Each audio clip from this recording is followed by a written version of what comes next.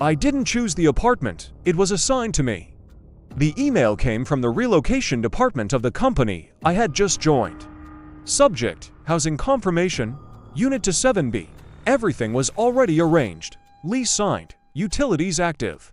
Keys waiting at reception. All I had to do was show up. By the time I arrived, it was already dark. The building stood quiet, modern, almost a clean. The kind of place designed to feel safe, but somehow felt empty instead. The receptionist handed me a small envelope. "Welcome, Mr. Hale," she said. "Everything is ready for you." Unit to 7B was on the top floor. The elevator ride felt longer than it should have. When the doors opened, the hallway was silent. No footsteps, no voices, no signs of anyone else living there.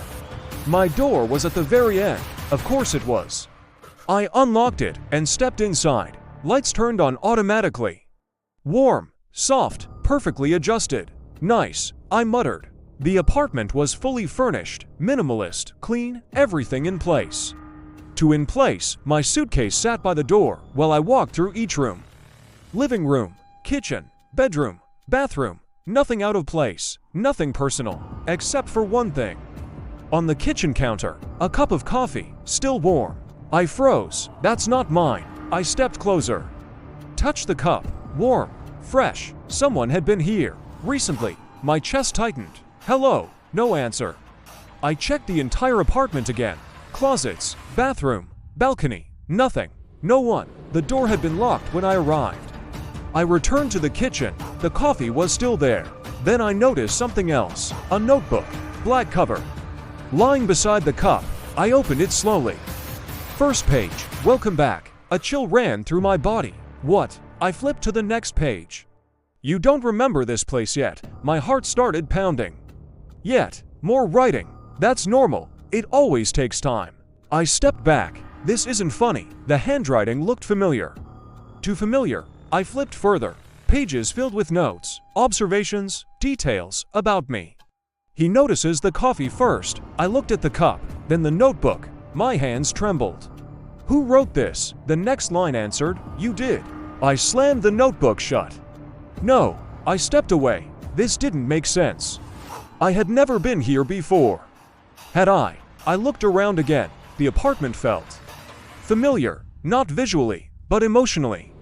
Like a place I had already lived in. Stop, I muttered. I grabbed my phone. No signal. Wi-Fi connected automatically. Network name to 7B_resident password already saved. My stomach dropped. I didn't connect to this. The phone buzzed. A notification. Reminder, 10 p.m. Review entry. What entry? Before I could react, the notebook slid slightly across the counter. I froze. It stopped moving. Slowly, I stepped closer, opened it again. A new page, blank, at the top, entry number 14. My breath caught. 14. I flipped back. Entries 1 through 13, all filled. Each one describing a different night, each one describing my arrival. My reactions, my confusion, my chest tightened. How many times have I done this? The next line appeared. You're starting to ask the right questions. I stepped back. What is this place? The response came slowly. A controlled environment. For what? The pause. Then, for you. I felt my pulse pounding in my ears. Why me? The answer appeared. Because you don't remember. My throat went dry. Remember what? The page remained blank for a moment. Then, what you chose. I shook my head. I didn't choose anything. The text changed. You always say that. My chest tightened. What happens at 10 o'clock? The clock on the wall ticked. 9:57. The response came. You write the next entry. No. Yes. I backed away. I'm leaving. I rushed to the door. Pulled it open. The hallway was gone. In its place. Another apartment. Identical, except darker. Worn. My heart raced. What is this? The voice came from behind me. Version 13. I turned. Another man stood in the doorway. He looked like me. Tired. Older. I stayed too long, he said quietly. My chest tightened. What happens if I stay? He looked at the notebook. You become me. I swallowed. And if I leave? He smiled faintly. You forget. Silence filled the room. The clock hit 10 o'clock. The notebook opened by itself. Pen appeared, waiting. The man looked at me.